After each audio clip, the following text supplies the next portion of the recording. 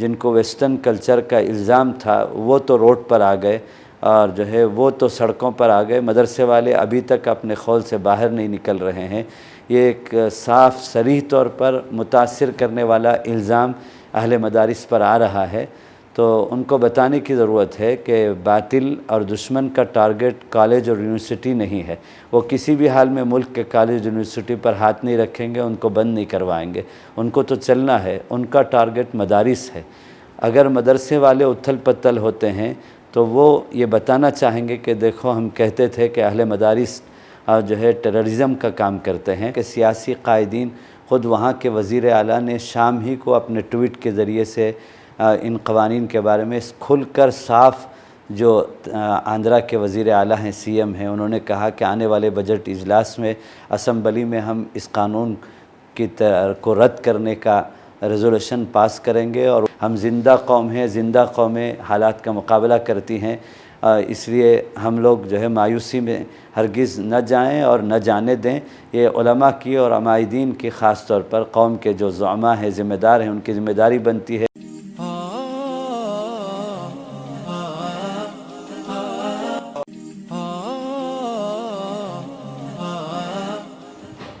ناظرین السلام علیکم ورحمۃ اللہ وبرکاتہ۔ استقبال ہے فکر و خبر کے ساتھ ایک ملاقات میں، اور ہمیں اس وقت بڑی خوشی ہو رہی ہے کہ اس وقت آج ہمارے ساتھ مہمان موجود ہیں، محترم مولانا مفتی سبیل احمد خان صاحب، جو تمل ناڈو کی سرزمین سے تعلق رکھتے ہیں اور وہاں جمعیت علماء کے صدر ہیں، اور اسی طرح مولانا مفتی محمود الحسن گنگوہی رحمۃ اللہ علیہ کے مولانا خلیفہ بھی ہیں۔ اور سب سے بڑی بات تو یہ ہے کہ مولانا ملک کے مختلف علاقوں میں جاتے رہتے ہیں، زمینی حالات سے واقف ہیں، اور اس وقت خاص طور پر ملک کے اندر جو فضا ہے اور جو دشمن عناصر اس وقت کام کر رہے ہیں، اس سلسلے میں ہمیں کیا کرنا ہے، خاص طور پر زمینی لیول میں، اور کیا ہو رہا ہے اس سلسلے میں جمعیت علماء ہند کے پلیٹ فارم سے کیا ہو رہا ہے، اس سلسلے میں ہم مختصراً مولانا سے جاننے کی بھی کوشش کریں گے۔ مولانا آپ کا استقبال ہے فکر و خبر کے اسٹوڈیو میں۔ جزاک اللہ۔ مولانا سب سے پہلے ہم آپ سے یہ پوچھنا چاہیں گے کہ اس وقت جو کیفیت ہے ملک کے اندر اور بالخصوص مسلمانوں کے اندر، جو ایک طرف مایوسی ہے، ڈر ہے، اس سلسلے میں آپ کیا عرض کرنا چاہیں گے؟ دیکھیے، حقیقت تو یہ ہے کہ واقعی اس کا اعتراف کرنا پڑے گا کہ ملک میں آزادی کے بعد سے شاید اس طرح کے حالات سنگینی طور پر اس سے پہلے کبھی نہ آئے ہوں۔ مختلف مواقع پر حالات تو آئے، لیکن اجتماعی طور پر پورا ملک اس وقت جن حالات سے گزر رہا ہے وہ بہت ہی زیادہ نازک ترین حالات، اور ماشاءاللہ اس سلسلے میں ملک کے اندر موجود ملکی سطح پر جو ہماری تنظیمیں ہیں، مسلم پرسنل لاء بورڈ ہے، جمعیت علماء ہند ہے، ملی کونسل ہے، اور دیگر بہت ساری تنظیمیں اور تحریکیں ہیں، اس میں خاص طور پر یہ جو ہماری قدیم ترین تنظیم ہے جس نے ملک کو آزادی بھی دلائی، اور اس کا سبھی کو اعتراف ہے، جمعیت علماء ہند نمایاں طور پر کام کر رہی ہے، اور جمعیت علماء نے تحریک آزادی سے پہلے تک اس ملک کی آزادی کے لیے اور ملک کے ہر شہری کے لیے انگریز کے ناجائز قبضے سے بچانے کے لیے، وجود کے مسئلے کے لیے لڑائی لڑی ہے، اور بلا تفریق مذہب و ملت مشترکہ پالیسی کے تحت جمعیت علماء نے کانگریس کو ساتھ لے کر اور بابائے وطن گاندھی جی کو اور نہرو کو ساتھ لے کر شیخ الہند مولانا محمود الحسن دیوبندی، اور پھر ان کے بعد ان کے جانشین شیخ الاسلام مولانا سید حسین احمد مدنی نے تحریک آزادی کی یہ لڑائی لڑی، اور اللہ کا بہت بڑا کرم ہوا کہ ملک آزاد ہوا، اور 1947 کے بعد ہمارے اکابر نے جمعیت علماء کے اس ملی تنظیم سے یہ اعلان کیا کہ اب تک جمعیت علماء تحریک آزادی کی اور وجود کی حفاظت کے لیے لڑائی لڑ رہی تھی، اب ملک آزاد ہو گیا، اب اس کے بعد سے جمعیت علماء ملک کے تمام ہی باشندوں کے لیے بالعموم اور خصوصی طور پر مسلمانوں کے لیے حقوق کی لڑائی لڑے گی۔ اور اس وقت ہمارے سامنے بہت سارے ملک میں جو قوانین پاس ہوئے جو ایک طرح سے آئین کی بھی خلاف ہے، دستور اور کانسٹیٹیوشن کے خلاف ہے، اور بالخصوص مسلمانوں کے خلاف ہے، اس کے لیے جمعیت علماء ہمہ جہتی طور پر مختلف شکلوں سے خدمات انجام دے رہی ہے، اور یہ جو قوانین ہیں NPR یا NRC وغیرہ اور CAA وغیرہ، اس سے متعلق جہاں جمعیت علماء کے پلیٹ فارم سے اس کو رد کرنے اور ریجیکٹ کرنے کی آواز دی جا رہی ہے متحدہ طور پر کہ ہندو مسلم سب مل کر پوری قوت کے ساتھ اس آئین اور دستور کے خلاف قانون کو رد کریں، وہیں ہمارے قائدین کی طرف سے یہ پیغام ہے کہ ہم چونکہ ملک کے شہری ہونے کے درجے میں ہماری زندگیاں مختلف مراحل میں تقریباً دستوری اعتبار سے 17 مراحل میں ہم پیپر سے اور کاغذی کارروائی سے جڑے ہوئے ہیں، تو اس کے صحیح کرانے سے کسی طرح کی غفلت نہ ہو، اس کے لیے میدانی طور پر جمعیت علماء پورے ملک میں کام کر رہی ہے۔ خاص طور پر کن علاقوں میں کام ہو رہے ہیں اور کس طریقے کے کام ہو رہے ہیں زمینی لیول پر؟ الحمدللہ ہمارے تمل ناڈو میں جس صوبے کا میں جمعیت علماء کا صوبائی صدر ہوں، تو آج سے تقریباً 3 مہینے پہلے جمعیت علماء کے احباب نے مقامی تنظیموں کو ساتھ لے کر مشترکہ طور پر میدانی طور پر منظم طور پر کام کا آغاز کیا، اور اس وقت تک میں سمجھتا ہوں خاص طور پر ہمارے صوبے میں ہم 75% سے آگے کاغذی کارروائی پوری کر چکے ہیں، اور اس کو ہم لوگوں نے مسجد سے جوڑا، اور ایسے ہی برادران وطن کو بھی ہم نے یہ ترکیب اور تدبیر دی کہ آپ لوگ مندر اور چرچ اور گردوارے سے اس کام کو کریں اور اس کو سینٹرز بنائیں اور بلا تفریق مذہب و ملت یہ کام ہو۔ تو 3 مرحلوں میں ہم نے اس کو تقسیم کیا۔ ایک تو محلے کی مسجد کو مرکز اور جو کیا کہتے ہیں سینٹر بنا کر عصر سے لے کر رات کو 10 بجے تک ہم نے وہاں نوجوانوں کو جو IT سے جڑے ہوئے ہیں، بلکہ والنٹری درجے کی بجائے تجربے کے بعد کہ والنٹری درجے میں مسئولیت نہیں رہتی اور پابندی نہیں ہوتی، تو باضابطہ سیلری بیس میں ہم نے نوجوانوں کو متعین کیا، اور عصر سے رات کو 10 بجے تک باضابطہ مسجد میں 2-2 3-3 گروپ بٹھا کر ایک گروپ مسجد میں کام میں لگی اور دوسرے گروپ کو ہم نے تبلیغی جماعت اور دعوت و تبلیغ کی ترتیب پر گشت کی طرح سے گھروں کے پاس بھیجا، اور اس کے لیے باضابطہ ویریفیکیشن ایپ بنایا جس میں نام اور ایڈریس لکھنے کے بعد جو ایڈریس اور جس طرح کا نام ہم چاہتے ہیں، گورنمنٹ سے ہم نے جتنے ID پروف بنا رکھے ہیں وہ ساری آئیڈیاں وہ ویریفیکیشن ایپ میں فوراً لنک ہو کر کے آ جاتی ہیں کہ آدھار کارڈ میں آپ جس طرح کا ایڈریس اور نام چاہتے ہیں اس اعتبار سے ایڈریس میں اور نام میں اس طرح کی غلطیاں ہیں اور یہ صحیح ہے، اور اسی طرح ووٹر ID میں یہ ایڈریس میں یہ کریکشنز ہیں اور یہ صحیح ہے،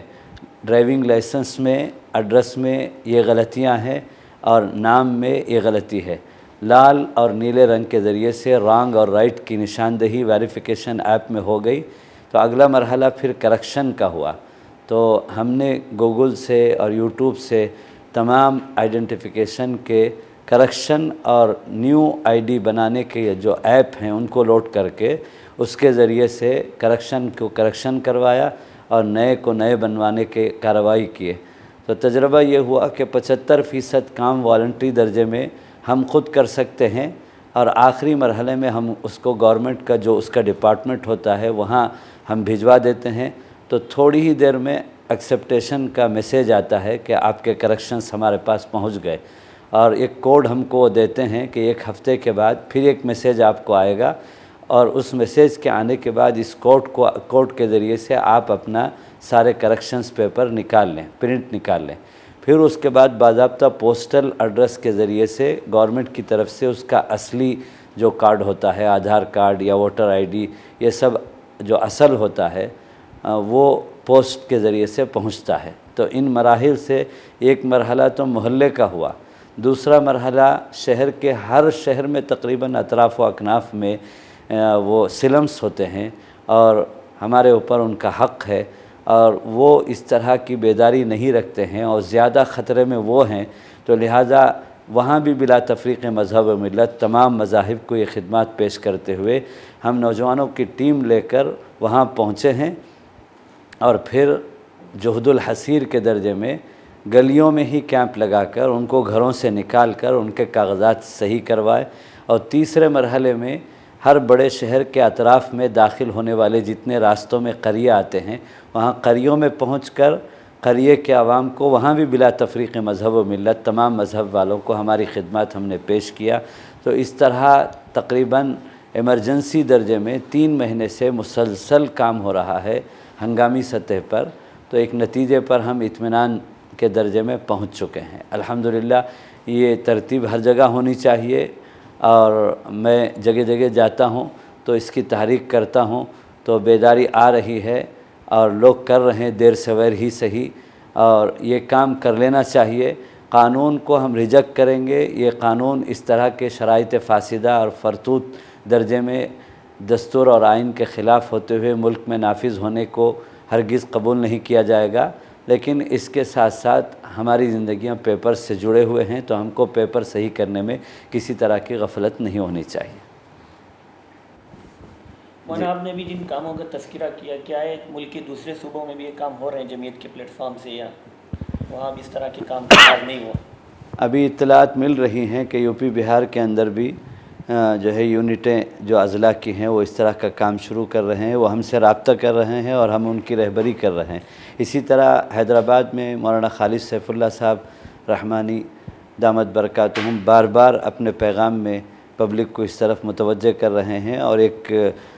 جو ہے سینٹر پر آڈیٹوریم میں شہر کی تقریباً 50 تنظیمیں اور تحریکوں کے صدر اور نظماء کو حضرت مولانا نے بلایا تھا، اور میں بھی اس میں شریک تھا۔ تو ماشاءاللہ 3 مرحلے کے اندر پوائنٹ ٹو پوائنٹ حضرت نے کہ کون کون خدمات پیش کریں گے اور آپ کے ذہنوں میں کیا شکل ہے اور کام کب سے شروع ہوگا، بالکل پوائنٹ پر آ کر انہوں نے کام کی شروعات کروائی، اور حیدرآباد کے کافی محلوں میں اس پر زور و شور کے ساتھ کام ہو رہا ہے۔ مولانا جن باتوں کا بھی آپ نے تذکرہ کیا، لیکن اگر یو پی کی بات کریں، اپریل سے وہاں NRP نافذ ہو رہا ہے، کرناٹک کے اندر ہو رہا ہے، اور بات یہ ہو رہی کہ ہو سکتا ہے کہ اس کے لیے پولیس کا استعمال کریں، جبراً یہ کارروائی کریں، تو کیا وہاں کے مسلمانوں کے لیے صورت کارآمد؟ ایسی بات نہیں ہے کہ یہ پہلے ہی مرحلے میں کسی طرح کا جبر کر سکیں گے، یہ شروعات کر رہے ہیں۔ اول تو ہم اسے رد کریں گے، اور پھر اگر جبری طور پر وہ لاگو کرتے ہیں تو اس کی توسیع ہوگی مہینوں کی، سالوں کی، تو ہم کو پھر وہیں آنا پڑے گا کہ ہم اپنے کاغذات کو صحیح کریں۔ تو اس لیے جہاں اب بھی شروع ہو چکا ہے تو ایک دن کی تاخیر کے بغیر تو غنیمت ہے، اور آسام کی مثال ہمارے سامنے ہے کہ پہلے مرحلے میں 40 لاکھ افراد کی شہریت اسی کاغذات کی تصحیح نہ ہونے کی وجہ سے سامنے آئی، اور پھر جمعیت علماء کے پلیٹ فارم سے مولانا سید ارشد مدنی صاحب، مولانا محمود مدنی صاحب نے جو ہے چیلنج کیا سپریم کورٹ میں، اور مدت کی توسیع ہوئی، اور افراد کو فیلڈ ورک میں میدانی طور پر اتارا گیا، اور کاغذات کی تصحیح کا کام بہت ہی جنگی پیمانے پر ہوا۔ تو 40 لاکھ میں سے 21 لاکھ افراد کے کاغذات کی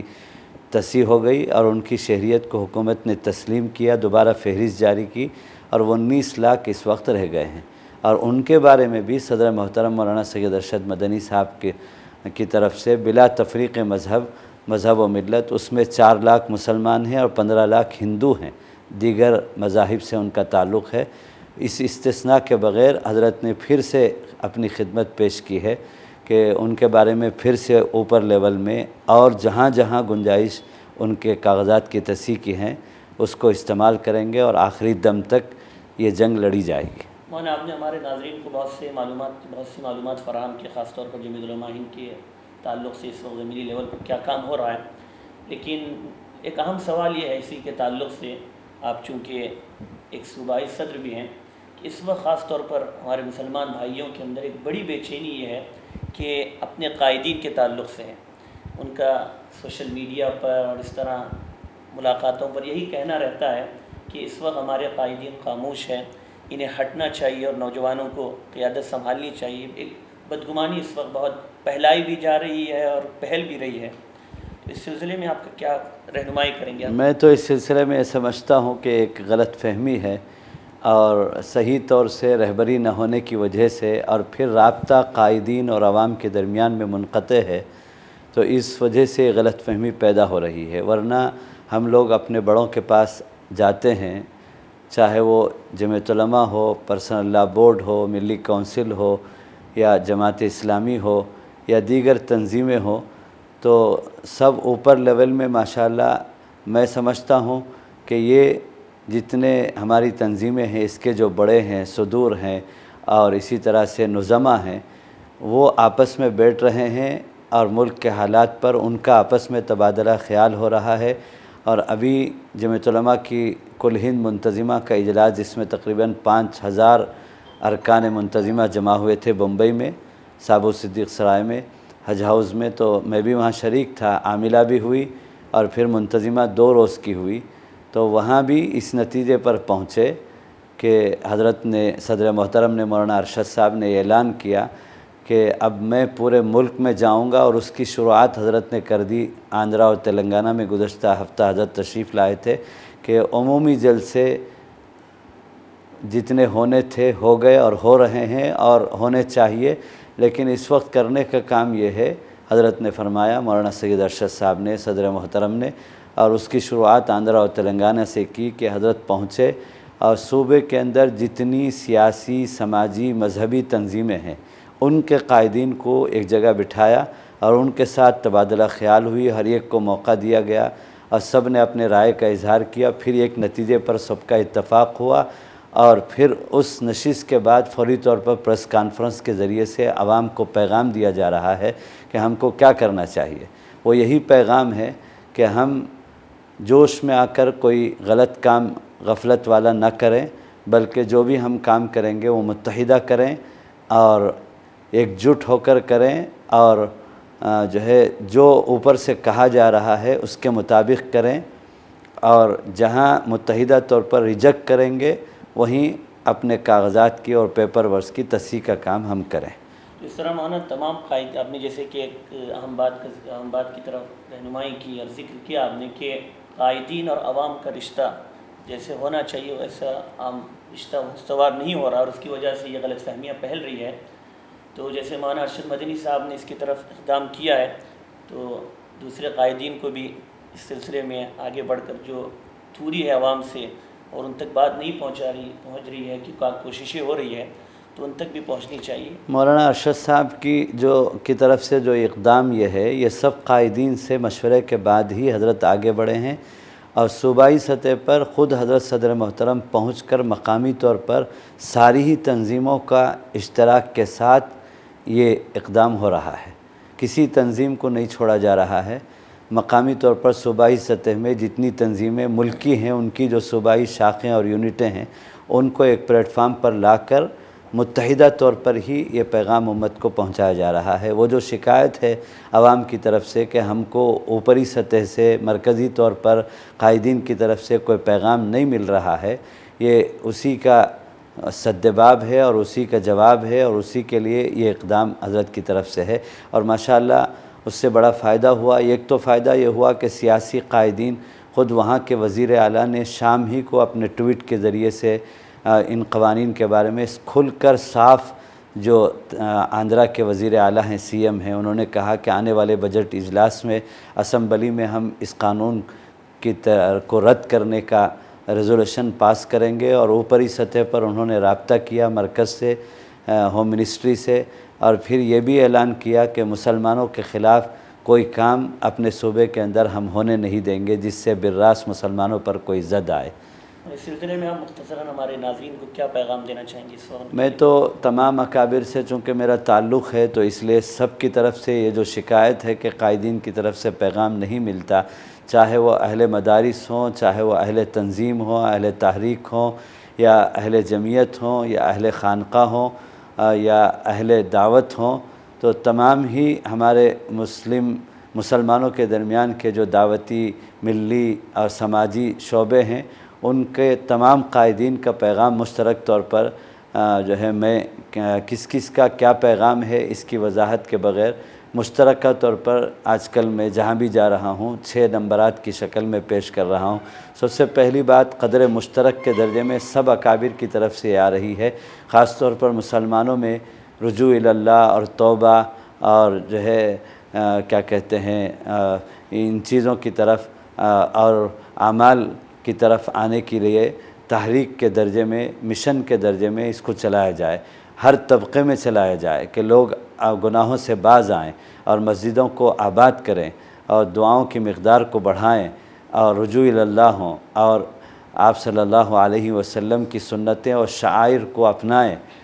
اسی میں ہماری بقا ہے، حفاظت ہے، یہ بنیادی بات ہے۔ دوسرے درجے میں ہمارے اکابر یہ فرما رہے ہیں کہ ان حالات میں عام طور پر یہ غلطی ہو جاتی ہے اور وہ غلطی ہونے نہیں دینی چاہیے کہ امت خوف و ہراس میں نہ جائے، جیسا کہ خبریں سننے میں آ رہی ہیں۔ لوگ معیشت میں اور اقتصادیات میں اور تعلیم میں اپنے جو پلاننگ ہے فیوچر کے، اس میں کمزوری محسوس کر رہے ہیں، اور لوگوں ہر ایک کے زبان زد یہ ہے کہ میں ایسا کرنا چاہتا تھا لیکن حالات کی وجہ سے رک گیا، اور میرا پلان یہ تھا حالات کی وجہ سے میں رک گیا، حالات کیا ہوتے ہیں پتہ نہیں، میں شروع کروں اور اتھل پتل ہو جائے۔ اس طرح کی باتیں جو زبان زد ہیں، اس کو ختم کرنے کی ضرورت ہے۔ لوگ خوف و چونکہ ہمارے مذہب میں خاص طور پر قرآنی اور احادیث کے ہمارے لیے تعلیم یہی ہے کہ مایوسی کفر ہے۔ ہم زندہ قوم ہیں، زندہ قومیں حالات کا مقابلہ کرتی ہیں، اس لیے ہم لوگ جو ہے مایوسی میں ہرگز نہ جائیں اور نہ جانے دیں۔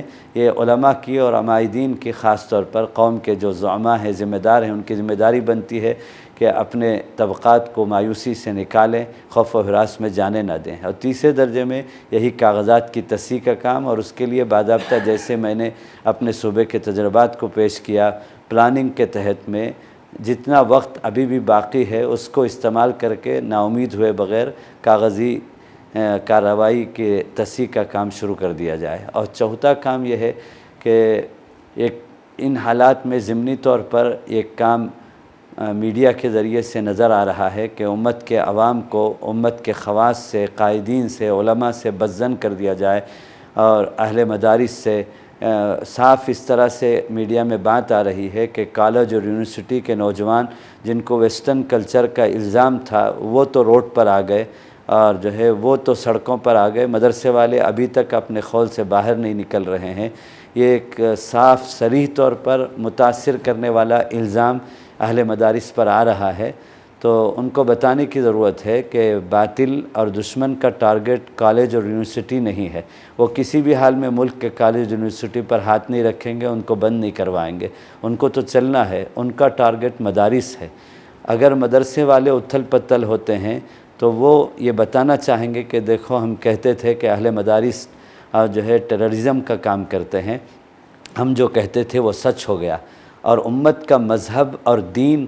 اور امت دین پر باقی رہے موت تک وہ مدارس سے جڑا ہوا ہے، علماء سے جڑا ہوا ہے۔ لہٰذا مدارس کو بچانے کی اور اس کو احتیاط کے ساتھ حفاظت کرنے کی ضرورت ہے، اور اس تناظر میں عامت الناس اہل مدارس اور علماء سے بدظن ہو جا رہے ہیں، تو چوتھا کام کرنے کی یہ ضرورت ہے کہ ہم اپنے بیانوں میں مدارس کی اہمیت، افادیت، ہمارے اکابر خاص طور پر حضرت حجت الاسلام قاسم نانوتوی رحمۃ اللہ علیہ اور حضرت مفکر اسلام مولانا سید ابو الحسن علیمی علیہ الرحمہ اور شیخ الاسلام حضرت مولانا سید حسین احمد مدنی نور اللہ مرقدہ،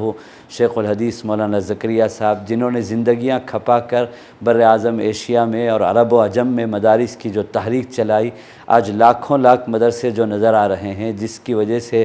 بقول حضرت مولانا علیمیہ کے کہ یہ پاور ہاؤس کے مثل ہیں، کہ جس طرح سے ہر شخص پاور ہاؤس سے جڑ کر اپنی ضروریات کو بجلی کے ذریعے سے پوری کرتا ہے، اسی طرح سے جتنا مسلمان عامت الناس مدارس سے، علماء سے جڑے رہیں گے تو دین ان کی زندگیوں میں زندہ رہے گا۔ تو چوتھے نمبر پر اکابر کا ایک مشترکہ پیغام ہے کہ ہم امت کو مدارس سے، علماء سے جوڑیں اور دعوتی شکلوں سے جوڑیں، اپنوں میں دعوت، غیروں میں دعوت، اور دین اسلام کے مخالفت میں میڈیا کے اندر جو غلط فہمیاں پھیلائی جا رہی ہیں اس کو قلم و زبان کے ذریعے سے اس کا ازالہ کرنا، اور اسی طرح سے اہل اللہ سے اور بڑوں کے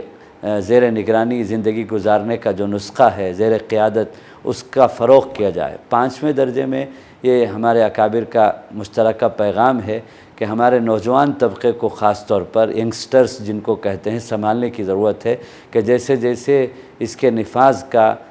وقت قریب آئے گا، تاریخیں آئیں گی، نوجوان قابو سے باہر ہوں گے، میدان میں آئیں گے، تو ان کو سنبھالنے کی ضرورت ہے۔ ماشاءاللہ اس کی شروعات بھی ہو چکی ہیں، آج شہر کے اندر بھی منیری مسجد میں مغرب کی نماز پڑھنے کا ہمیں موقع ہوا تو وہاں ماشاءاللہ باضابطہ اس پر تنظیم شہر بھٹکل کی تنظیم کی طرف سے یہ وضاحتی تقریریں آئی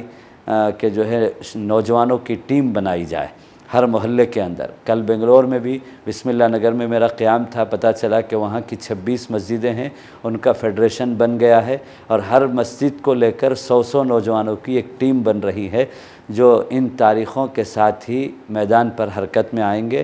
اور آنے والے افراد کو وہ نمٹیں گے، براہ راست گھر میں جا کر عورتوں کے ساتھ جو ہے ان کو پریشان کرنے کی بجائے آنے والے سرکاری عملہ کے ساتھ اخلاق کے ساتھ ان نوجوانوں کو باضابطہ مساجد میں بلا کر ٹریننگ دی جا رہی ہے کہ ان کے ساتھ کس طرح فیس کرنا چاہیے اور کیسے بیہیو کرنا چاہیے، کسی طرح کی کوئی جھڑپ نہیں ہوگی، پورے قانونی دائرے میں ان کو نمٹا جائے گا اور ان کو جواب دیا جائے گا۔ یہ اچھی شروعات ہو چکی ہیں۔ یہ 5واں کام ہے کہ نوجوانوں کے جوش کا صحیح رخ دیا جائے، اور 6واں کام ہمارے اکابر یہ فرما رہے ہیں کہ ہم اپنے طور پر علاقائی طور پر کوئی کام الگ سے کوئی تدبیر نہ کریں، بلکہ ہمارا نیچے سے اوپر تک، اوپر سے نیچے تک کا تعلق مضبوط ہونا چاہیے، اور جو ہمارے اکابر کہہ رہے ہیں وہ ہم کو کرنا چاہیے۔ تو ماشاءاللہ یہ سب تدبیریں کاغذوں کی تصحیح کا، مساجد کے ساتھ جڑ کر کرنے کا، اور جو ہے پھر آنے والی تاریخوں میں حفاظتی تدابیر کا، یہ سب اوپر سے ہم کو جو ہے احکامات مل رہے ہیں اور اسی کا یہ پریکٹیکل ہے، اور یہ خوشی کی بات ہے۔ یہ 6 کام ہیں جو اس وقت کرنے کے ہیں۔ اللہ تعالیٰ۔ آخری سوال میرا یہ ہے کہ اس وقت باتیں آ گئی ہے، اب ہمارے ادارے سے واقف ہیں فکر و خبر سے، تو اس سلسلے میں آپ کے کیا تاثرات ہیں؟ 1 منٹ کے اندر ہمارے ناظرین کے سامنے اگر آپ رکھ دیں تو بہتر۔ ماشاءاللہ میں خود بھی آپ کے نیٹ ورک سے جڑا ہوا ہوں اور روزانہ اہتمام کے ساتھ پابندی سے فکر و خبر کی ساری خبریں سنتا ہوں، بہت فائدہ ہوتا ہے۔ گویا کہ جو ہے تمام قائدین کے پیغامات ہم کو وقت پر مل جاتے ہیں، چونکہ ہم وہاں تک روزانہ پہنچے مشکل ہے، امت کا ہر فرد پہنچے مشکل ہے، تو اس طرح کے نیٹ ورک سے اور میڈیا سے جڑ جانے سے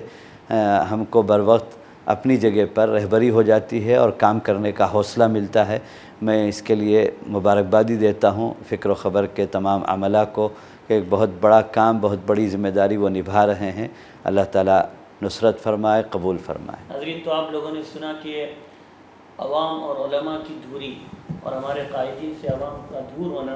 یہ کتنی بڑی مصیبت کی بات ہے اور دین ایمان کو خطرے میں ڈالنے والی بات ہے۔ تو انشاءاللہ ہم فکر و خبر کے ذریعے سے بھی یہ کوشش کر رہے ہیں اور مزید کوشش کریں گے کہ اس سلسلے میں جو قائدین کی طرف سے عوام کے اعتراضات ہوں اس کو دور کرے، بدگمانیاں دور ہو، اور قائدین کے جو پیغامات ہیں وہ بر وقت آپ تک پہنچے، اور کیا اس وقت زمینی سطح پر ان کی طرف سے کام ہو رہے ہیں اس سے بھی آپ کو واقف کرائے۔ مولانا بہت بہت شکریہ، آپ نے اپنا قیمتی وقت دیا۔ جزاک اللہ۔ اسی پر ہم ہمارے اس پروگرام کو ختم کرتے ہیں۔ انشاءاللہ آئندہ پھر جلدی کسی نئی شخصیت کے ساتھ ہم آپ کے روبرو ہوں گے۔ تب تک کے لیے اجازت دیں۔ اللہ حافظ۔ السلام علیکم ورحمۃ اللہ۔